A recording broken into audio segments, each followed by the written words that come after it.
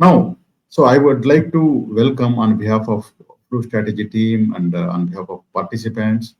So I would like to invite Mr. Gopal Sharma. Okay, Mr. Gopal Sharma, he will be delivering a lecture on driving strategic alignment across diverse business units, diverse businesses using balance scorecard. So this is the topic, and he is expert in that. So to give you a quick introduction of Gopal Sharma ji. So Gopal Sharma, a certified balance scorecard graduate and PMP, has over 40 years of experience across a variety of industries like construction, manufacturing, and services, with expertise in strategy management and business excellence frameworks, which is like a EFQM and MBNQA. He has helped numerous organizations achieve exponential growth using his five-step strategic management process and balance scorecard framework. Okay. So Gopal Sharma has assessed over 15 organizations for Dubai Quality Award and spent a decade at Voltas International Business, a head of strategy and business excellence. He recently published a very nice book titled Mastering Strategy Excellence. So in these books, he put all his knowledge, and we all recommend you to go through it. And then more details you can ask Gopalji during the presentation. So welcome, Gopalji. So please take over and present it, and we are eager to wait to listen to you. Thank you very much. Thank you very much, Mr. Abdul, and welcome everyone. Yesterday I attended all the sessions, and they were really very informative and enlightening. I learned many new things, and this time I'm in the first edition of this summit, I presented a case study where a single business unit, how they transformed themselves. And I was working as an employee, as head of strategy for that company, and how they transformed, and within 5 years, their turnover increased fourfold, and they won many industry awards as part of the adopting the business excellence and strategy management frameworks. Today, I'm going to cover another one of my clients who had multiple businesses, and they were working as independent business units with their own P&L and strategy, kind of a strategy, more than a strategy. It was like annual business plan. So I'll be talking about that how we can align those business units and bring synergy using the balance scorecard and strategy management framework. So let me share the presentation with you. I hope I am audible to everyone. If there's any problem, just let me know, or let Abdul know about it. So just let me share my presentation. I'll go in the presentation mode. 1 second.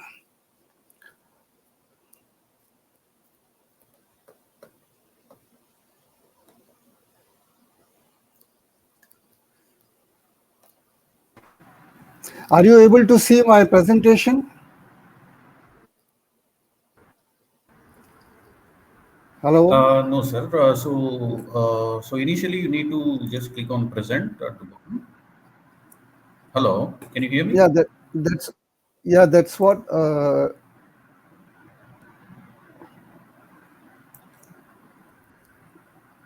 Now is it okay?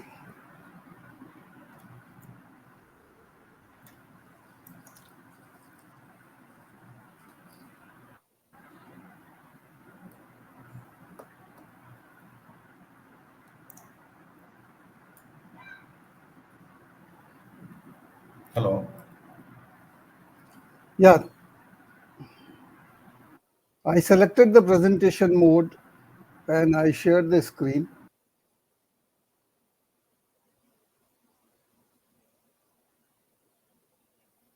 Did you put the into presentation mode? Yes. Okay, so just what you do is, so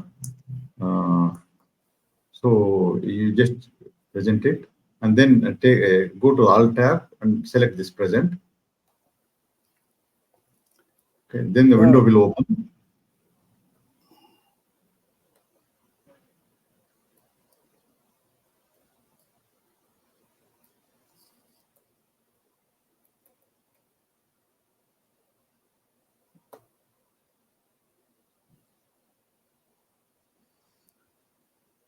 You're able to do that?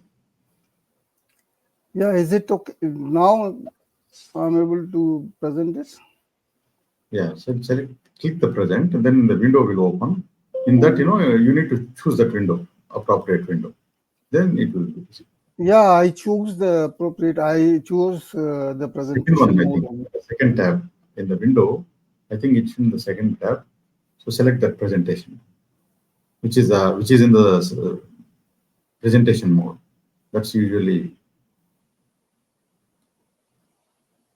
so you can.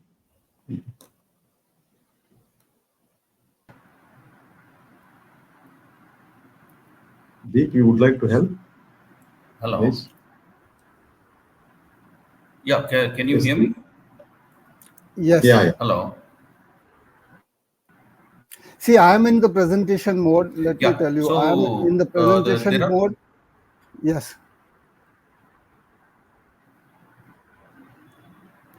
Okay. So on the bottom, do you see present? No, I don't see present. So you It have to is come there, back sir. to this StreamYard page. Come back to StreamYard page. Okay, okay. So at the bottom, you can see present in the StreamYard. Yeah. Okay, StreamYard page and present. Mm. Okay. Okay. Yeah. That's where you need to Okay. share screen. And share screen, right? Yes, Yeah. you can share the screen. While sharing, you Share select the that screen. power presentation mode. You need to select the Oh, slideshow, not the PPT file. The slideshow which is already open. okay. Okay. Now let me go back and share.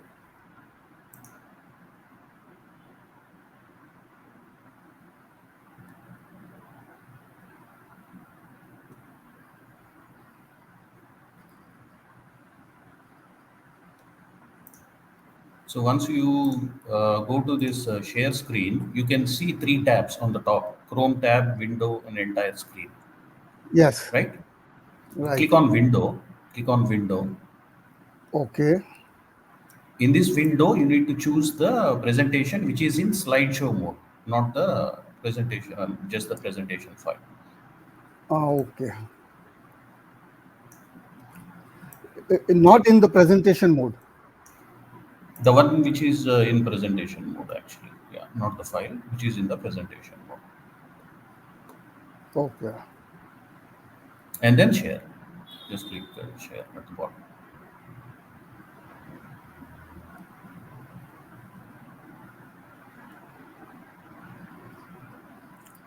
No, it's okay. I think I have done it. Now it is coming up. I will just. Okay. Okay. Now it. Sorry about that. I think this is No problem, sir. first time I'm using this. Yeah. Okay. It's okay. Okay. So let's just start. And sorry for the delay.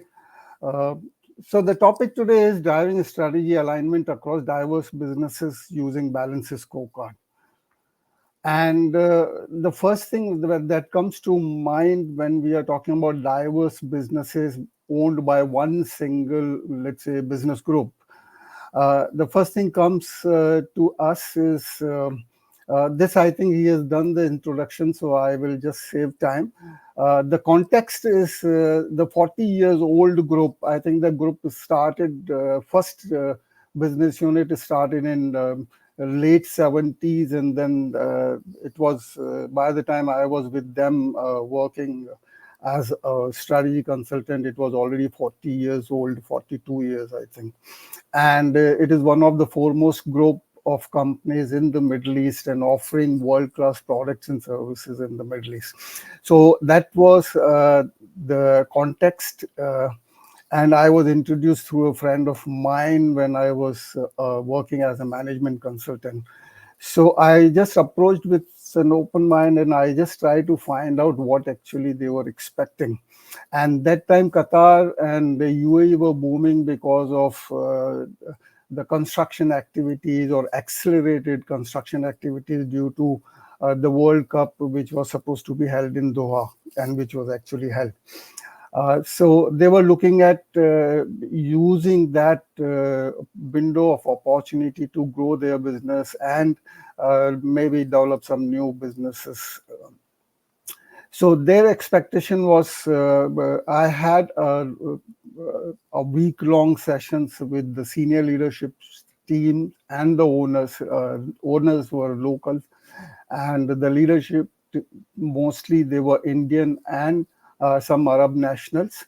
So the expectation, it is very important whenever you are going for some kind of consulting assignments. It is important that you set the expectations from the beginning, that okay, these are the expectation based on the inputs you receive from your client.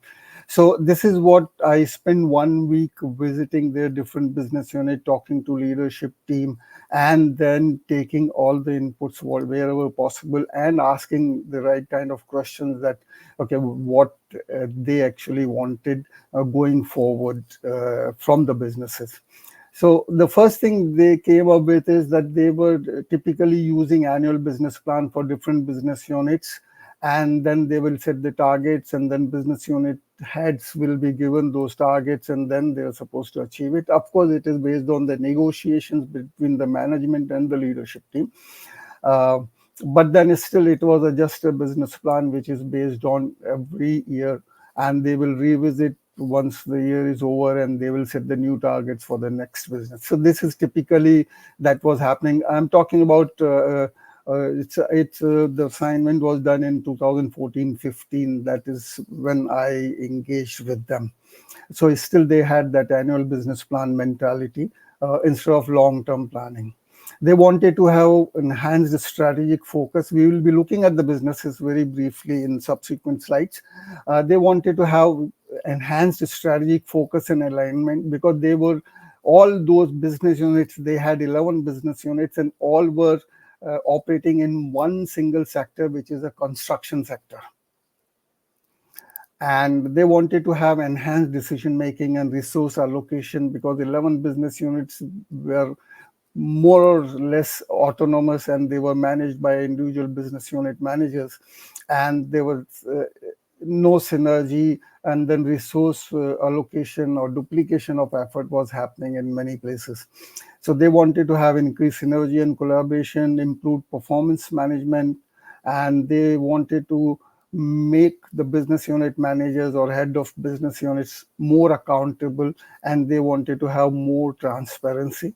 And then they wanted adaptive and responsive business units, so that they could quickly change their business plan or their strategy or their approach to the clients based on the changes which were happening in that market.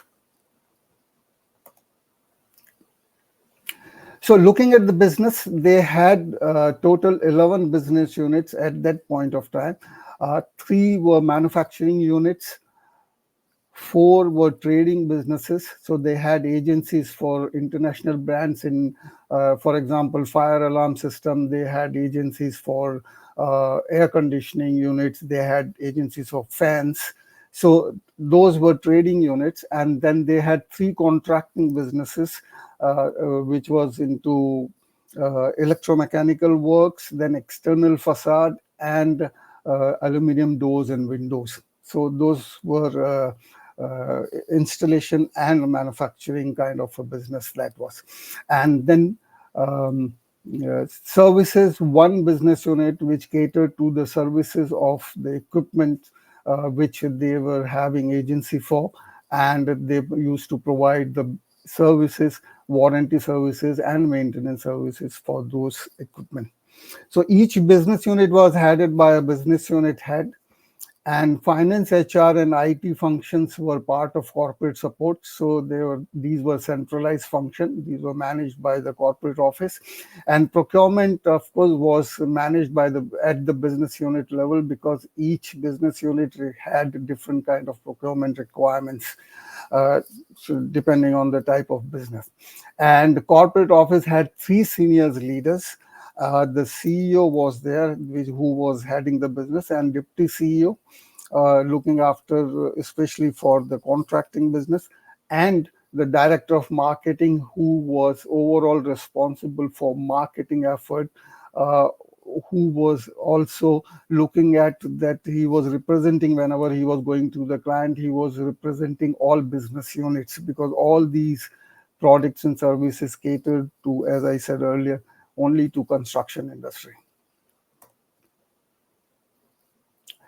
So typically, the project phases are the same for these kind of assignments. So we started with mission, vision, and core values, revisiting them. They had some kind of statements, but we re-looked at it. Phase two was developing a long-term vision. We were looking at 2030 at that time, so it was around 15 years, and setting up really some compulsive and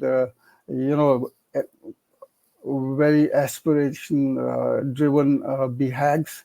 And phase three, we created the strategy map and balances scorecard for the corporate.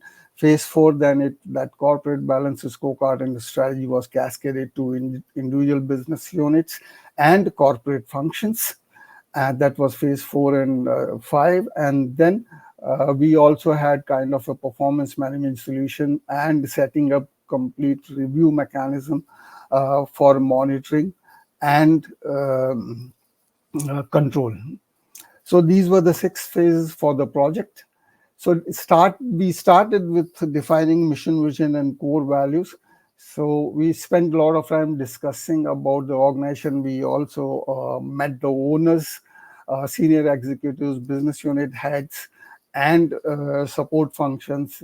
So a lot of time spent understanding the stakeholders' requirements and what they thought about the business and where they would like to see the business in another 15 years.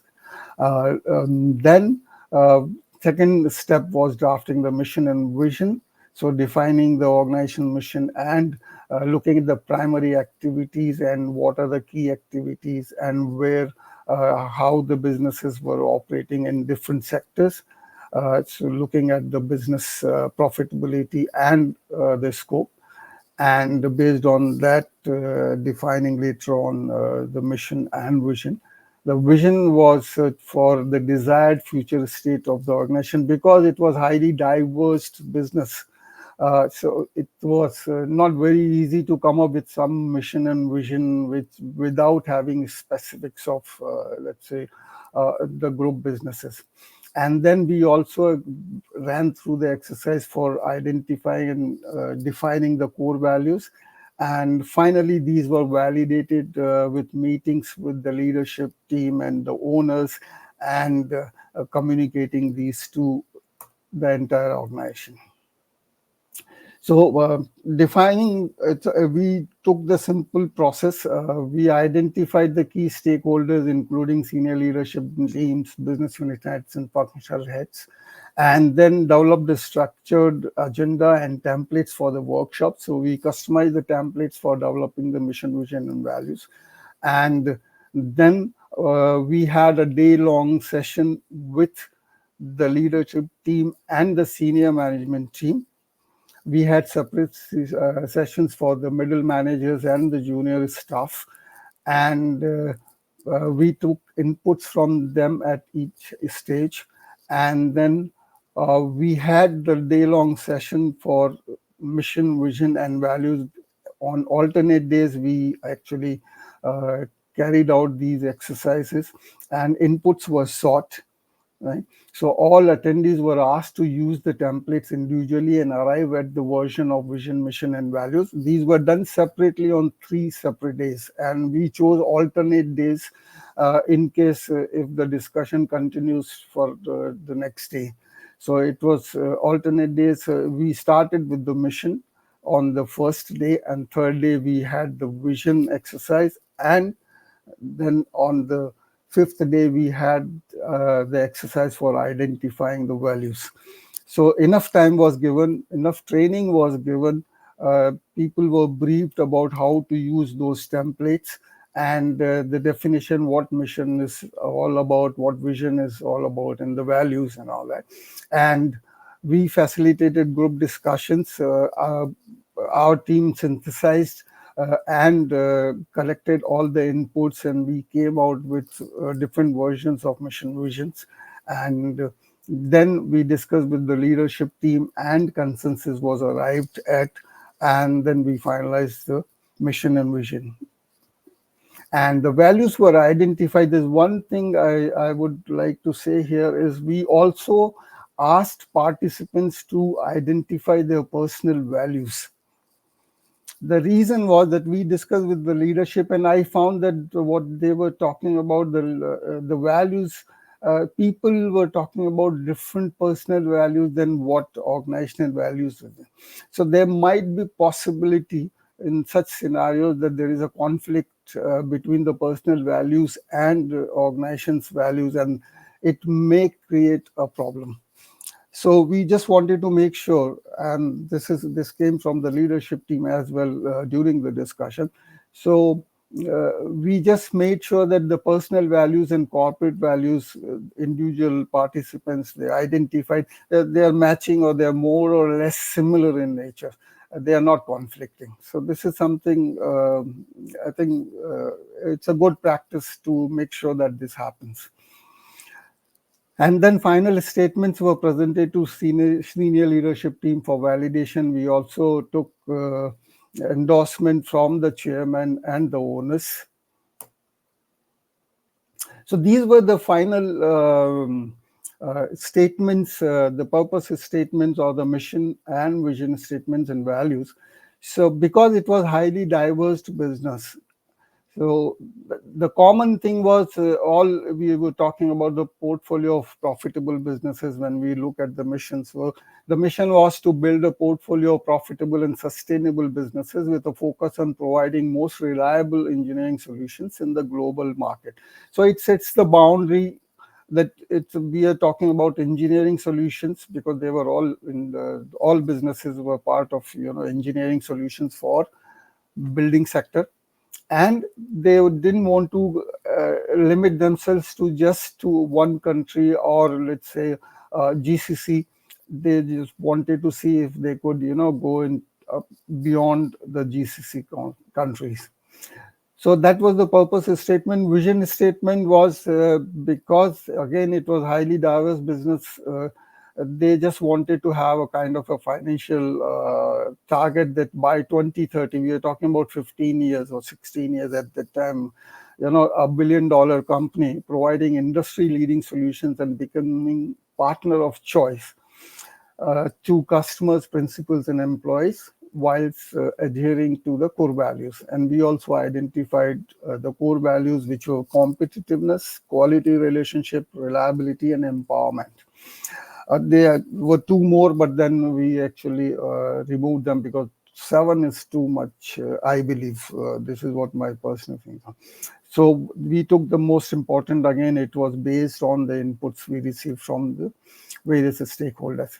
Then moving forward, in the phase 2, we looked at the vision and we tried to dissect and then understand what that vision is. So, and we looked at various components of the vision. So $1 billion is by 2030 revenue is the final outcome they were looking at. Using industry leading solutions include products and services both. So it's an enabler to achieve the vision. And then becoming partner of choice for customers, principals, and employees is the interim outcome. It's not the final outcome, but this will lead to the final outcome. And adhering to the core values is another enabler which will help them in achieving their vision. So we looked at each and every component of the vision, and then how to use it and how it will contribute to achieving the vision. And we also looked at that, okay, what is the current state? And this is all based on people's or let's say employees and leadership teams' perception that where they stand in terms of, the current state and future state. So we looked at the turnover at that point was close to 100 million, 90 to 100 million. That is in 2014. They wanted to have $1 billion by 2030. Industry leading solutions, they had some very good products and services and agencies. And they had tie-up with international manufacturers for manufacturing products locally in the manufacturing sector. So these were the numbers which explain or which show that, okay, where they stand in. They were halfway through probably that in providing these attributes of the vision. So industry leading solution, they gave themselves 6 partner of choice, 6 partner of choice for principals, also 6. Employees, they were lacking. So they said, no, we are not a very good employer, but we would like a lot of changes in that. So because it's a local business and that time a lot of things were missing there. And adherence to core values, they were very ethical company and they really took care of the customers and principals and all. They gave themselves 7. And the idea was to reach to the 10 by 2030. Then we looked at the various attributes of leadership and the organization and currently how they operate and to achieve the vision, how they need to operate. So we looked at leadership, people, budgets, systems, culture, customers, partners and suppliers, how they are treating and managing partners and suppliers, and then geography we're looking at, and the employees. So typically that time the organization was top-down approach.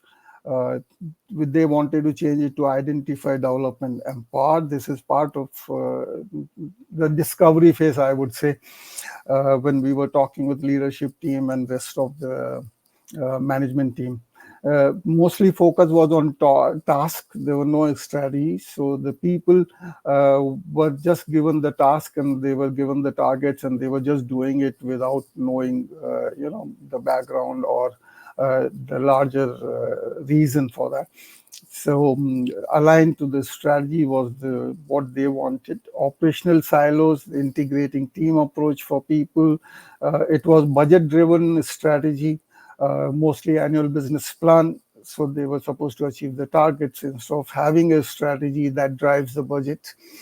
And practice-driven more than systems or procedure-driven. That was the current state. The effort was rewarded, not the performance was rewarded. The culture was like that. Then it was relationship driven for the customers instead of credibility. The focus was on building the relationship and not too much on the credibility part.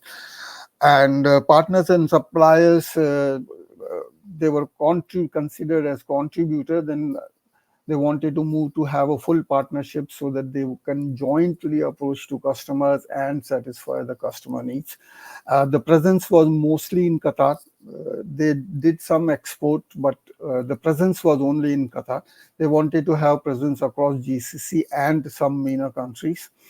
And the employees were mostly satisfied, but they wanted to have engaged employees. So this was a strategic change agenda that various components of organization needed to be tweaked or changed to make sure that the strategy, whatever or the vision they have, is achieved.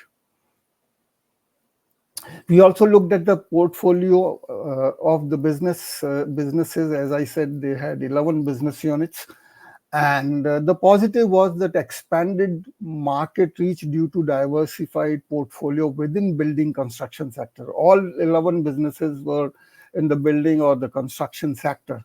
So they had expanded market reach because if you're, let's say, one business unit is approaching for its products to a particular customer, they could rather, I would say, they could always, talk about the other business unit's products. So the market reach could be expanded with the same people. Though it was not happening as part of their business plan or their strategy, but there was a possibility. So that is why it's considered as a positive. It was not happening, but could happen. Any of the business unit could be a vehicle for entering into overseas market. You can have one product and then you enter into a new geography. For example, moving from UAE to Qatar or Qatar to Saudi. Any one product they could take and then they could move to a new market, and gradually or slowly they can expand with other products. They were using cutting edge technology for manufacturing of their products. They had most of the products coming from US famous manufacturers, and they were manufactured locally. The negatives was shrinking revenue and profit due to underperforming business units. That was something which was really troubling because some units were profitable. It depends also on the industry. So the construction industry is not a highly profitable business. And they were doing the building services, MEP works in the construction sector. And those contracting businesses were actually not profitable and they were losing money. So this had an overall dent on the profit of the group.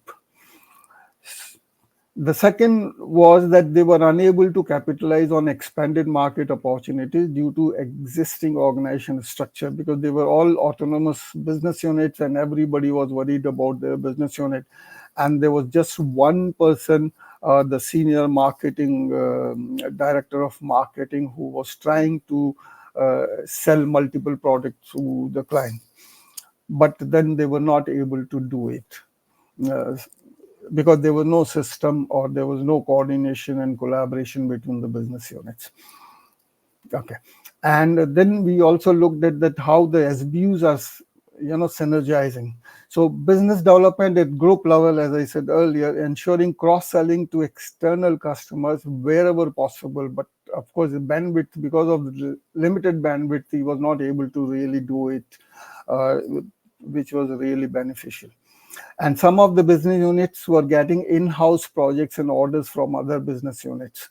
So the construction business or MEP construction business unit, they were ordering some of the products from the other business units in-house. And that is how, the revenue was improved to some extent, and apart from selling to the external customers.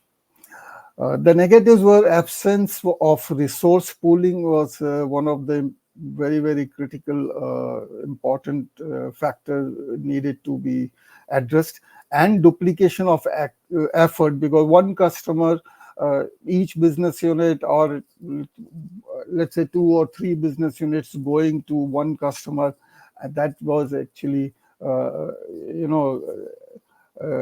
giving, it became expensive, rather, I would say, for business development activities, and which could be easily addressed if the other business unit marketing heads were able to sell for the sister companies. Then we are still in the exploration and identification mode. So we were looking at each and every component. So we looked at the customer value proposition, that what customer value proposition can be applied to the business units for addressing the customer requirements.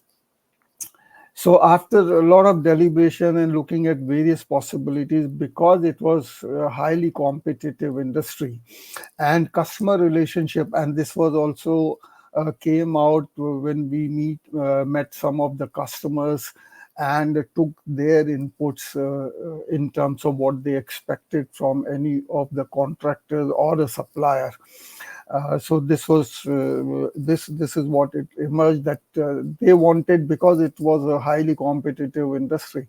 So lowest cost is very, very important. Nobody will pay a premium. No contractor will pay a premium to you because you have a better product.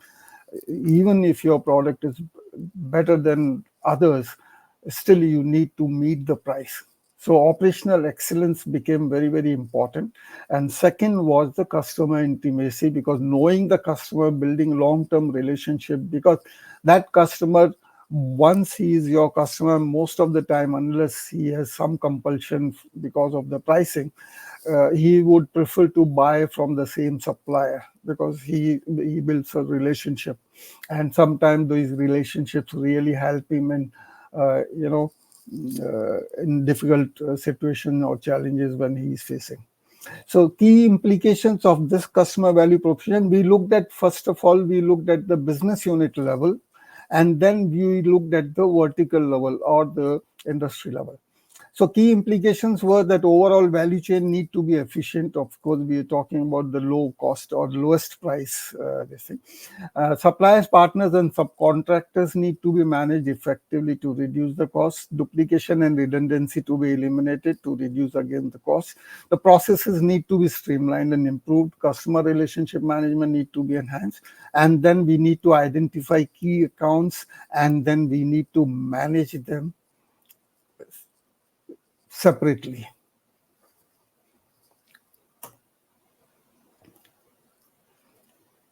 Okay, then we looked at the vertical level. Vertical means we are talking about three businesses, three types of businesses. We are looking at the contracting businesses, we have manufacturing, and we have trading. That is what initially we looked at. So the three different verticals, when we look at, is there a possibility that you have some value proposition which is common across the vertical? And fortunately, it turned out to be that at vertical level, you can have the same value proposition, and or rather, you not only you can have, you need to have the same value proposition, which is operational excellence and customer intimacy. So for this, if you want to implement this at the vertical level and looking at minimizing the cost, then the implications are that broad understanding of products and services across business units within a vertical. So if you're looking at the, let's say, construction sector or manufacturing, the people who are working in those units, they need to know what other business units are doing and how they are doing, and they should know about basic knowledge about the product and services which are offered by that business, other business units in that particular vertical, right? So that helps in cross-selling. So then you can have efforts toward cross-selling at least within each vertical. And the third one is the organizational structure and job responsibilities to be aligned to new way of working, where we are talking about cross-selling and representing other business units when you're going for any, let's say, a sales or marketing meeting.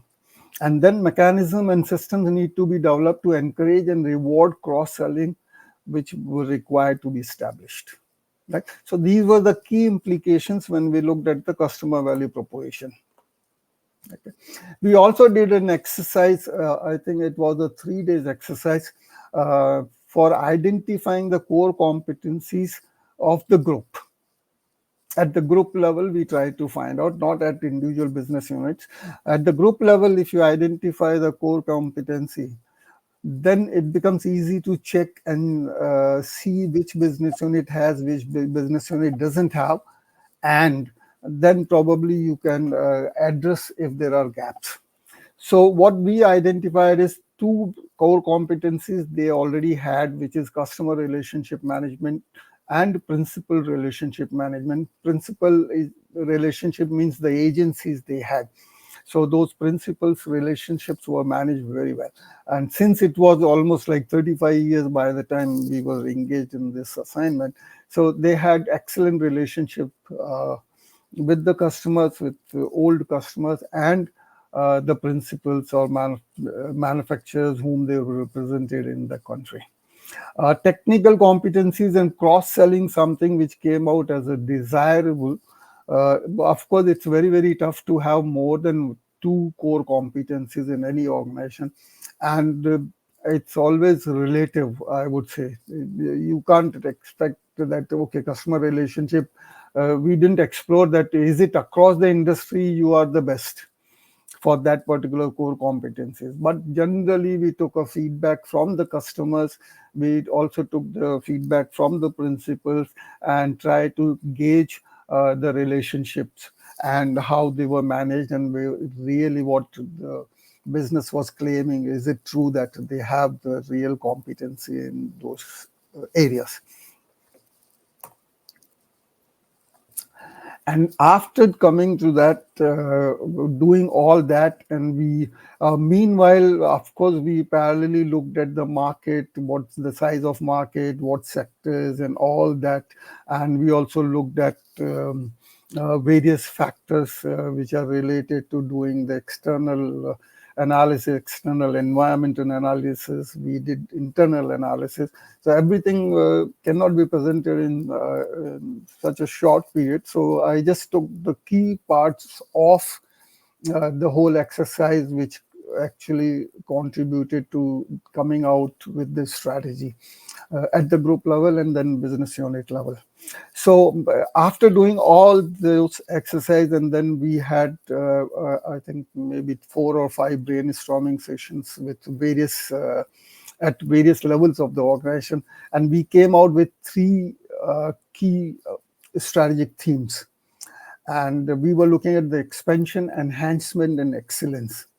The reason why we are still talking about group level, so at group level, all the research was done, all the data were collected, the size of the market, which are the projects coming in next 15 years, because normally those large projects, it takes time to starting from the feasibility to the tendering stage. It takes 7 to 8 years, and a lot of projects are announced in advance.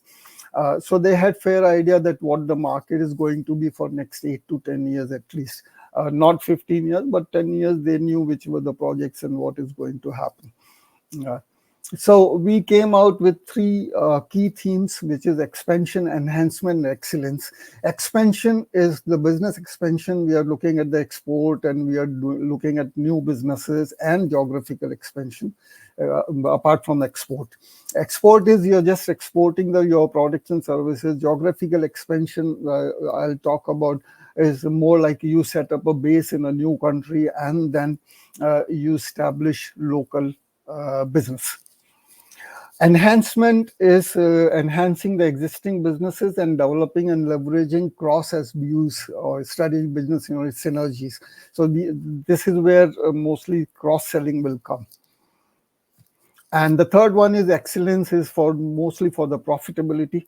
So developing and leveraging cross SBU synergies, managing capital and cash flow, implementing best-in-class systems and processes, and then continuously improve value chain efficiencies and effectiveness. And then we looked at, and this was again with the leadership team, we took inputs from various people, business unit heads and functional heads and all these people. And according to them, the 50% of the future business was supposed to come from the expansion, 30% from enhancement, and 20% improvement from excellence. But it's important to know from where you are going to bridge the gap between the current performance and the future performance, what you are targeting. So we are looking at $1 billion revenue by 2030, and this is what it represents, that 50% coming from business expansion. And expansion included even selling the loss-making businesses, by the way. It's not mentioned here, but of course, this also is part of expansion, I would put it this way. And enhancement is we are talking about existing opportunities, cross SBU synergies, and managing partners and suppliers and getting new agencies in case you're able to get. Well, typically, agencies agreement is like one agency agreement. You cannot have, if you already have, you cannot have agreement with another agency for the same product. And business excellence, we are looking at this improving the internal efficiencies and improving the systems and processes and cross-SBU synergies. So decomposing the high-level target is, in components, it leads to the strategic themes. So these are the 3 strategic themes, and these were actually continued from the corporate strategy map and balance scorecard to individual business unit level. So this was the corporate strategy map which we came up with together. And you can see that, of course, we are looking at the financial perspective, then customer, we are looking at becoming partner of choice, one-stop shop for customer, which is, we are talking about the cross-selling. And then providing best product and services and solutions. Then expansion, we are looking at business expansion objectives. So export, we are looking at developing strategic partnerships, new business lines. Enhancement, we are talking about capitalizing opportunities in existing businesses, managing suppliers and partners and principals, and leveraging SBU synergies. Some of the less important objectives, we didn't bring it here because otherwise the focus will be diluted. But they were covered in the individual business units strategy map and scorecard when we developed for the business units level. This is, we are talking about corporate strategy level, corporate level. Then excellence is all about improving the efficiency and profitability and effectiveness. So best-in-class systems and processes, they look generic, but when they go to individual business unit level, they really make sense because we go into more granularity and see how they can be applied to various business units. And now I'm just showing you, for example, one of the strategy map for one of the business units, for one of the business unit, and this is for contracting. So contracting, if you look at if you look at internal perspective, things change now.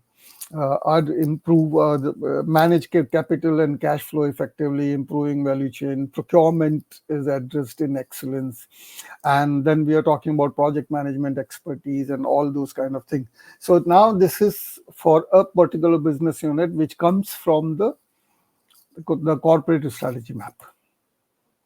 This is for manufacturing. Manufacturing included sales, so we had to have separate strategy map and balances scorecard for manufacturing and for sales and marketing. The single business unit had 2 strategy maps and BSs for manufacturing and then marketing separately. So then we have sales here for the same manufacturing unit. I'm just showing you the sales or marketing. So looking at the impact, how it has impacted overall, it enhanced in strategic focus and alignment because now we were looking at not individual business units, at least we were looking at the vertical level. So it was very clear that because the contracting, manufacturing and trading, there are 3 different businesses or business lines altogether.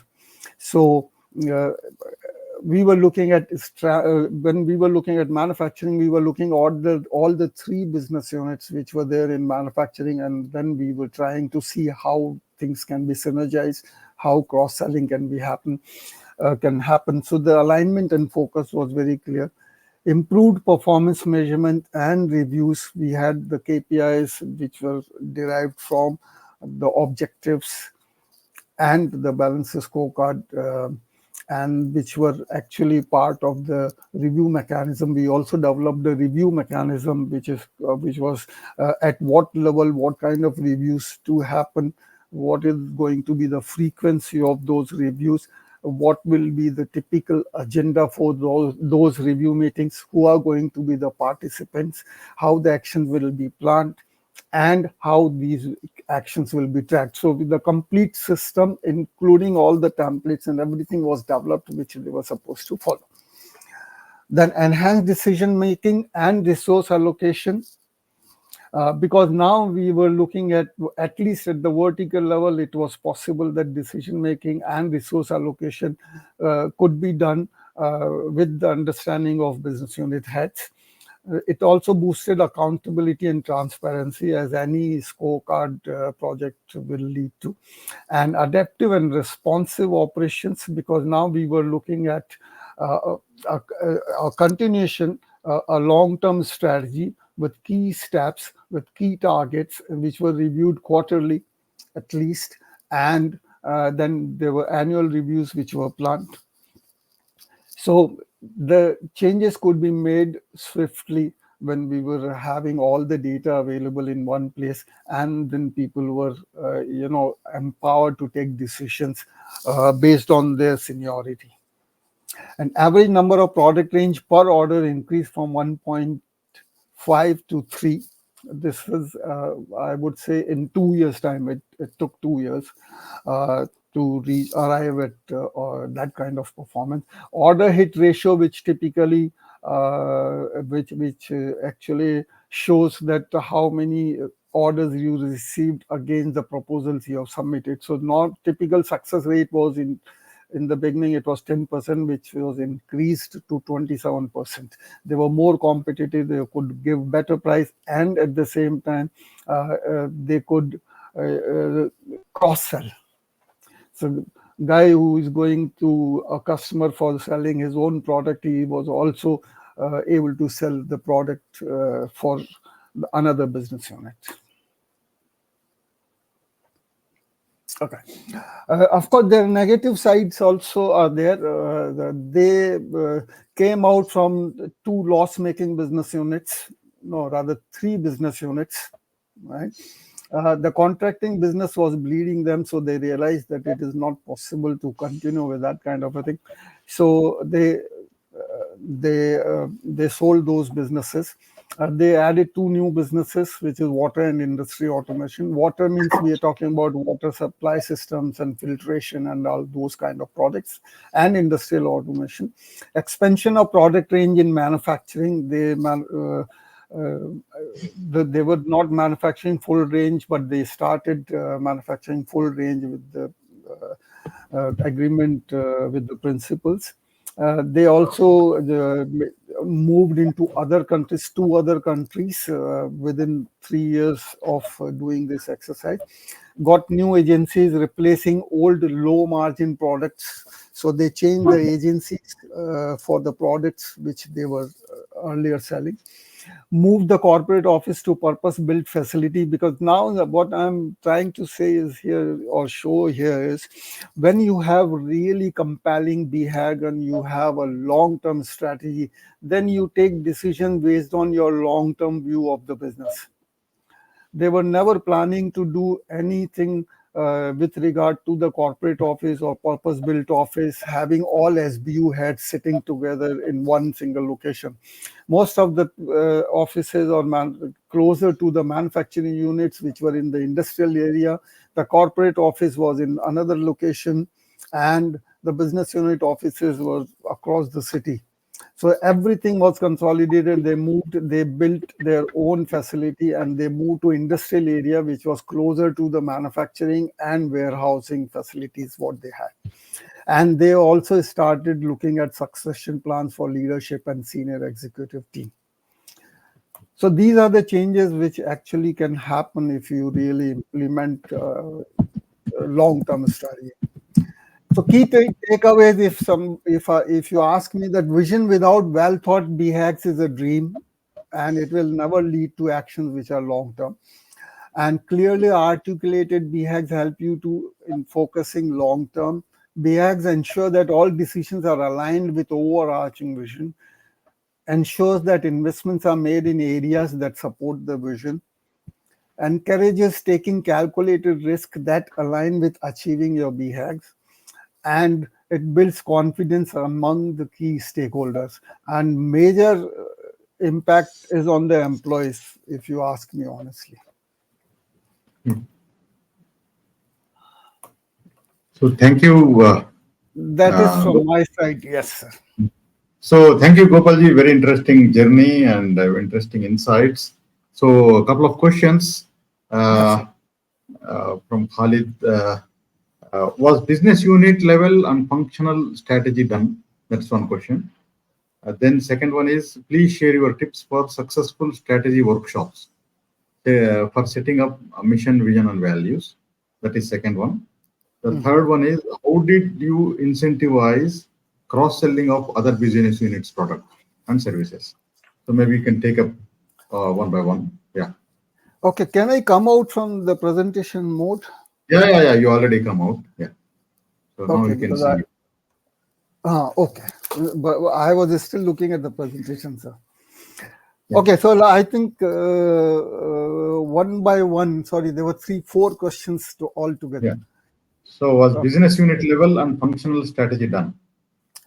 Okay, business unit level strategy, we are looking at developing the strategy for business.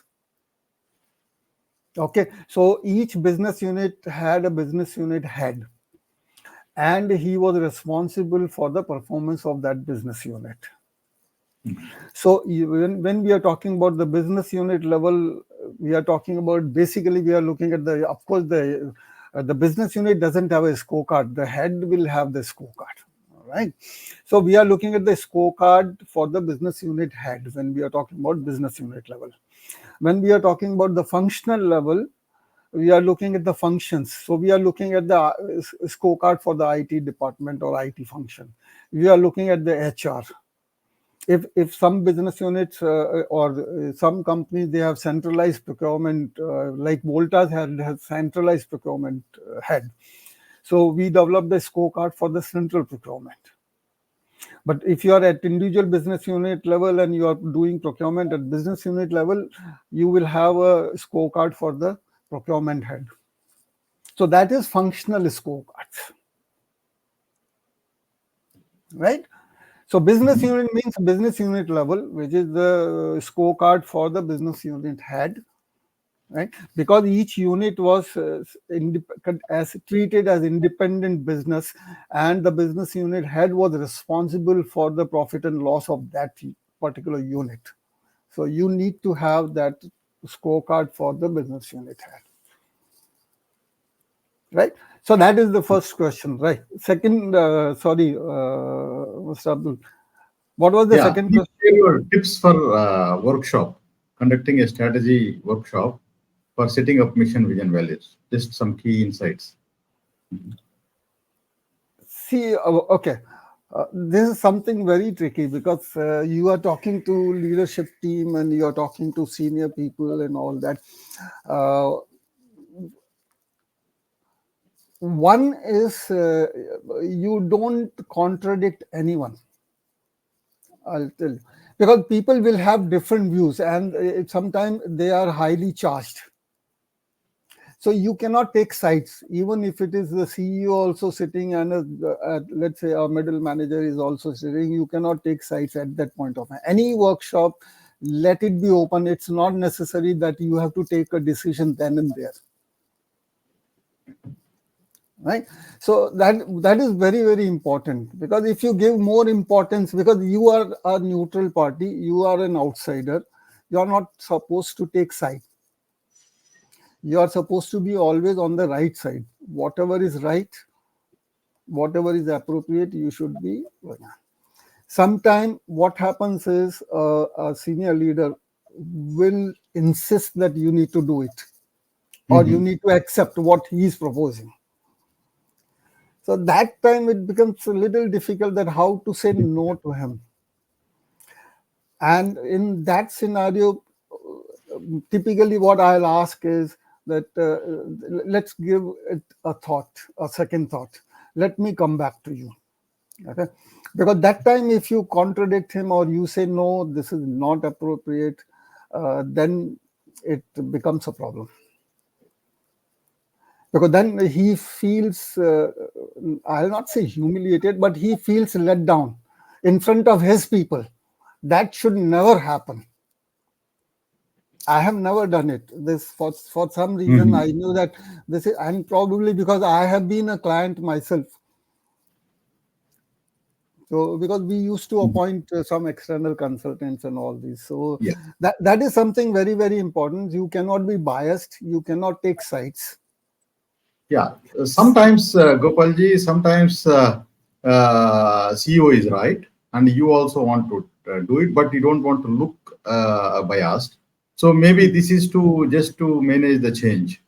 Okay, Yes, just to yes. convince some people. And in that scenario, you can be aligned and find a way to convince the team members. Otherwise, you are basically a facilitator. So you need to be as neutral Yes, as possible. yes, you are a facilitator. You can take a decision based on if you know that you can take a decision. Hmm. That's good. But Good. okay. Because on the, another thing, important thing is maybe when you are setting up mission, vision, and values, I look at what the leadership and rest of the people are comfortable with. I don't go into no, this doesn't look nice. You can't have Hmm. the financial target as your vision and this and that. The important thing is people should be able to understand across the Consensus. business. Yes, yes. They Consensus should be able building to is one of understand. They the should key. like, for Yeah. example, Voltas. When I was working, it was very simple, one line vision.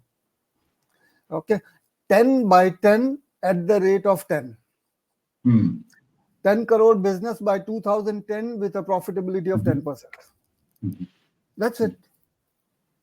And it's not Fine. which I set up. It came from head office from Bombay. I was in Middle East. Fine, So sir. yes. Yeah. So we have one more questions because Hmm. we one more question from Khalid is how was 1 billion target set? What market share was targeted and how was it? Just how did the target of 1 billion US dollars set in your organization as a target? Yeah, very Okay, quickly. because okay, this was based on. Of course, we don't have time, but I can show some data. This Mhm. was the assessment was done. Okay, and this was divided into two parts.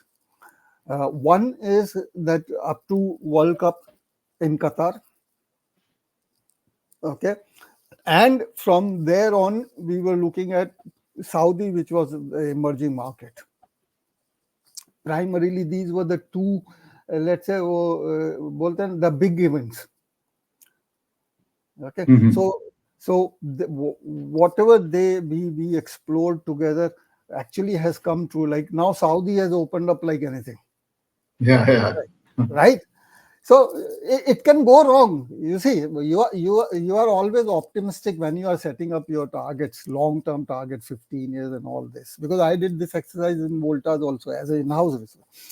So this is based on all those datas. It is not just like coming out of just Out of blue. by from instinct or anything. It is based on solid research work which was done, finding for each of the GCC country what is the scope, where to go and where not to go. Kuwait, nobody wants to go, for example. Saudi is easier than Kuwait. So there are factors which contribute to the popularity of a country within GCC also.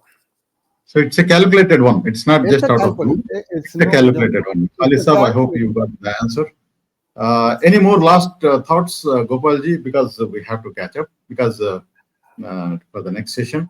So, ladies and gentlemen, please keep posting your questions to Gopalji. We will take it up offline whenever appropriate, and then your questions will be answered. Uh, One more question. It was stated that by 2030, 1 billion will reach. So, how is the company status now? Yeah, it's very interesting question. Okay. Thank you, Kathleen. Company status was initially for 2 years they were into cleanup drive. They were just cleaning up, plugging the holes, I would say. Okay. So, is it So how close it to 1 billion now? I will not know exactly, honestly, Yeah. because now But it's is that not. something progressed closely? I mean, like, uh, No, since because it you, was the curve was initial period was low okay, growth. I'd okay, rather negative growth because they sold businesses. They invested mhm, in new businesses. Of course, So the that COVID effect was there also. So you had some change I, during this. I believe they have so far this is my guess. I think they might be around 300 million now. US million. Fine, Around sir. 300. Yeah. So thank you, Gopalji, for excellent explanation of your experience. And if any questions from the participants, we'll reach you. Please stay tuned. Okay. Yeah, And sure. I'm thank you very here much and for joining. Wonderful session. I'm listening So, to other speakers. yeah. I'm here. So thank you No very problem. much Thank for joining. you. Yeah. Thank you.